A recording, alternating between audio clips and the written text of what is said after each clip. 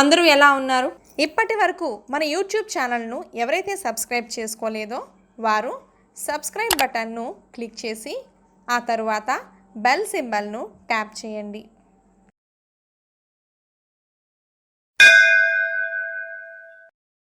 ముందుగా భక్తి ఆన్లైన్ వీక్షకులందరికీ దసరా శుభాకాంక్షలు.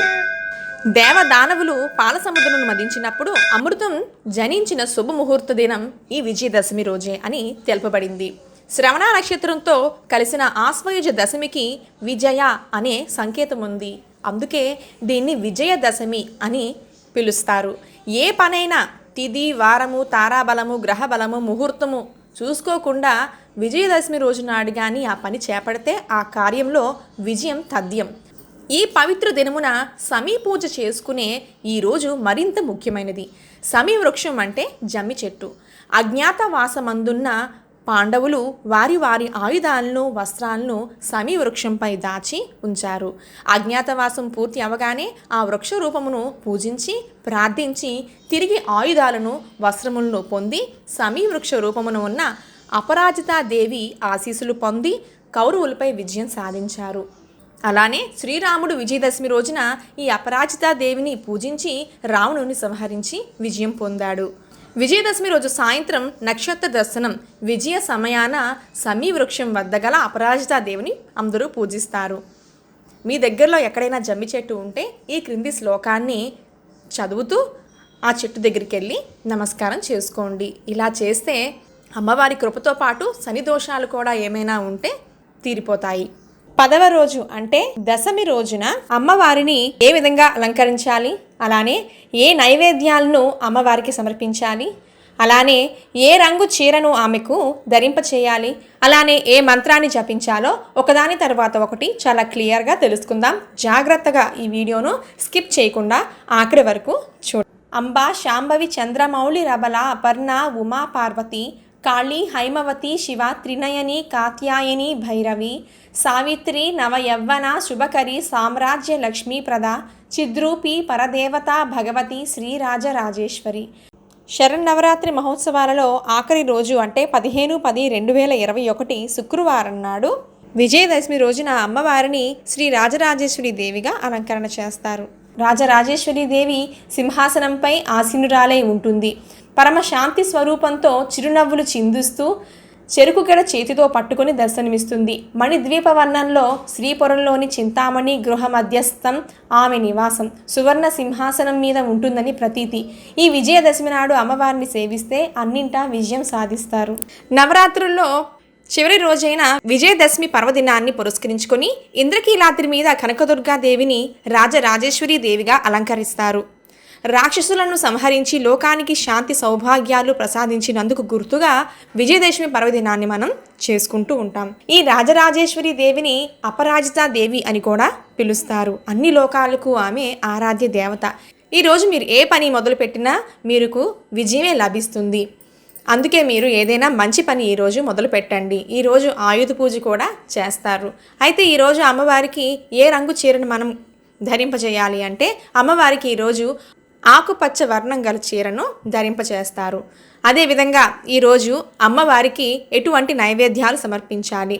ఈరోజు అమ్మవారికి పులిహోర, గారెలు, పూర్ణాలు, లడ్డూలు ఇలా మీకు శక్తి ఉంటే 9 రకాల వంటలు అమ్మవారికి ఈరోజు నైవేద్యంగా చేయవచ్చు. 9 అంటే చలిమిడి, వడపప్పు, పానకం వీటన్నిటితో కలిపి 9 వచ్చేటట్టుగా చూసుకోండి. అలానే ఈరోజు తప్పకుండా నువ్వులు అంటే తెల్ల నువ్వులు కలిసి ఉన్న ఏదైనా ఒక పదార్థాన్ని నైవేద్యంగా సమర్పించాలని కూడా చెప్తారు. అయితే అవేవి చేయలేని వారు ముఖ్యంగా పులిహోర, పూర్ణాలు, లడ్డూలు, గారెలు ఇవి చేస్తే చాలు. ఆ రోజు ఇది ఎవరికీ తెలియదండి, ఆమెకట లడ్డూలు సమర్పించాలటండి. పరమాన్నం చేయండి, ఆ తర్వాత లడ్డూలు కూడా వీలైతే సమర్పించండి. ఆ రోజు ఎవరైతే వివాహం కాని అమ్మాయిలు అమ్మవారికి లడ్డూ నైవేద్యంగా సమర్పిస్తారో మంచి గుణవంతుడైన భర్త లభిస్తాడట. మీ శక్తి కొలది ఆ రోజు ఎన్ని నైవేద్యాలు చేసి పెట్టినా అమ్మకు తృప్తి కలుగుతుంది.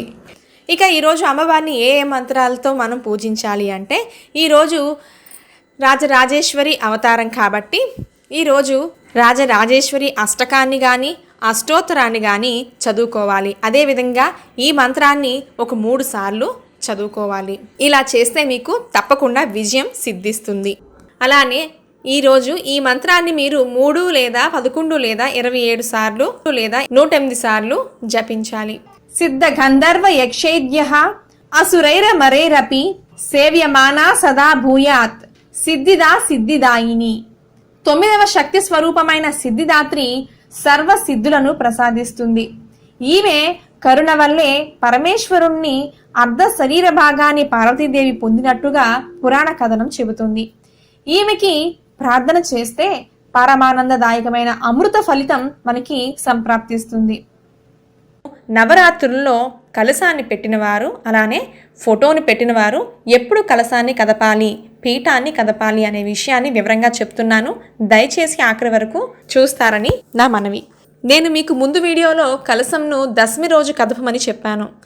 అసలు నవరాత్రులు అయ్యాక దశమి రోజు పూజ అనంతరం కలశం లేదా పీటను కదపడం మన శాస్త్రం. ఇది శాస్త్రం. కానీ మనం శుక్రవారం రోజు మన ఇంటికి వచ్చిన ఆడపిల్లనే వెళ్ళనివ్వము. కానీ అలాంటిది 9 రోజులు నవరాత్రుల్లో నవదుర్గలుగా తయారు చేసి అమ్మను ఏ విధంగా పంపుతాము? అవునండి, ఇది నిజమే.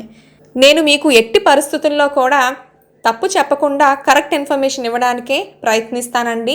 దానికోసమే నేను కొంతమంది పురోహితులను కూడా అడిగి తెలుసుకున్నాను. దయచేసి ఇది అందరికీ తెలియజేయండి. అందుకని మనం శుక్రవారం సాయంత్రం కలశాన్ని కదపకూడదు. శాస్త్ర ప్రకారంగా దశమి రోజు సాయంత్రం కదపచ్చు. కానీ మన ఆడవాళ్ళందరికీ ఒక సెంటిమెంట్ శుక్రవారం మహాలక్ష్మి అని. అందుకోసమని శుక్రవారం కదపకుండా శనివారం నాడు ఉదయం అంటే 16/10/2021 ఉదయం మామూలుగా అమ్మవారికి పూజ చేసి మేడం స్పెషల్గా నైవేద్యం ఏమైనా చెయ్యాలా అంటే అది మీ శక్తి అండి. లేదు అంటే పళ్ళైనా పెట్టండి. ఆ రోజు అమ్మవారికి పళ్ళు పెట్టి పూజ చేసి హారతి ఇచ్చిన తర్వాత అలానే అఖండ దీపంలో కూడా మీరు దశమి రోజు సాయంత్రం ఎక్కువ ఆయిల్ వేయొద్దండి. శనివారం ఉదయం వరకు వచ్చేటట్టుగానే అఖండ దీపంలో ఆయిల్ వేయండి. పూజ అంతా అయిన తర్వాత దీపం కొండెక్కాక అమ్మవారి కలశాన్ని ఆ విధంగానే పీఠాన్ని కదపచ్చు. ఫోటో పెట్టుకున్నవారు ఫోటోని కదపండి, కలశం పెట్టుకున్నవారు కలశాన్ని కదపండి.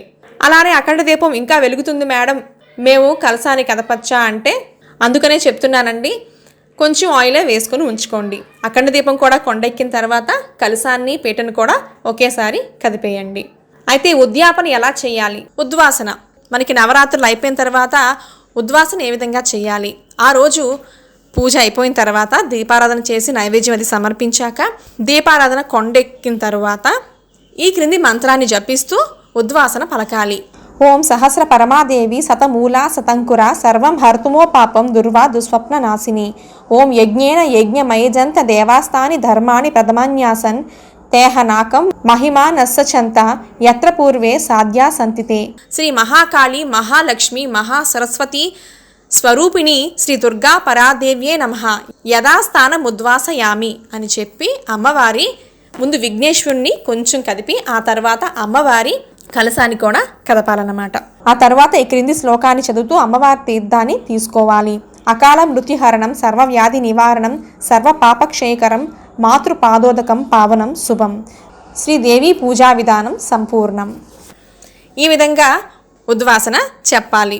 ఆ తర్వాత అమ్మవారి కొబ్బరికాయని తీసి బియ్యం అవి తీసి ఏదైనా తీపి పదార్థం వండుకోవాలి. ఆ నీటిని కొంచెం ఇంట్లో జల్లుకొని మిగతా నీటిని ఎవరు తొక్కని చోట మొక్కల్లో వేయాలి. ఆ కలసలో నీటిని ఇంట్లో అందరూ కూడా చల్లుకొని ఇంట్లో కూడా కొంచెం చిలకరించి ఆ తర్వాత మిగతాది మొక్కల్లో వేయాలి. ఆ బియ్యాన్ని ఏదైనా తీపి పదార్థం వండుకొని మీరు నీసి తిన్న రోజుల్లో తినాలి. ఇక కొబ్బరికాయను కూడా ఏదైనా తీపి పదార్థం చేసుకొని ఇంట్లోని వారందరూ తిని బయట వాళ్ళు కూడా అది పెట్టవచ్చు, తప్పులేదు. ఆ తర్వాత దీపం కింద ఉన్న బియ్యం కానీ లేదా ధాన్యం కానీ ఇవన్నీ కూడా ఏవైనా పక్షులకు లేదా పారే నీటిలో వేయండి. కానీ ఎవరు తొక్కకుండా చూసుకోండి. ఇంకా మీకు ఎటువంటి సందేహాలు ఉన్నా మాకు మెసేజ్ పెట్టండి. మరికొన్ని ఆసక్తికరమైన ఆధ్యాత్మిక విషయాలు తెలుసుకోవడానికి మా యూట్యూబ్ ఛానల్ సబ్స్క్రైబ్ చేయగలరు. నమస్కారం.